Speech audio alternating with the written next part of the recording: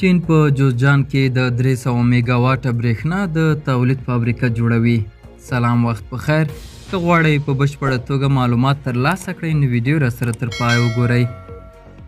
افغانستان د چین یو دولتي شرکت سره په جوزجان ولایت کې د ګازو د ساحې د اکتشاف او بیا د 300 میګاواټه برېښنا د تولیدي فابریکې جوړولو لپاره تفاهم لیک لاسلیک کړ. د اسلامي امارت ویاند ذبیح الله مجاهد په خپله ټویټر پاڼه لیکلي چې دغه تفاهم لیک د خصوصي ملي او نړیوالې پانګونې د جذب او هڅونې کنفرانس په پای کې لاسلیک شو. نوموړي ویلي د چین یو دولتي شرکت او د اوبو او انرژۍ وزارت د کانون او پټرولیم وزارت او برېښنا شرکت سره هوکړه وکړه چې د جوزجان ولایت په مرکز شبرغان کې د ګازو د ساحې د اکتشاف او بیا د 300 میګاواټه برېښنا د تولید فابریکه جوړوي. خو مجاهد په دې اړه نور معلومات نه دي ورکړي. په دغه کنفرانس کې د اسلامي امارت جګپوړو چارواکو، د کابینې یو شمېر غړو، مسؤلینو او کورنیو او بهرنیو پانګوالو ګډون کړی و.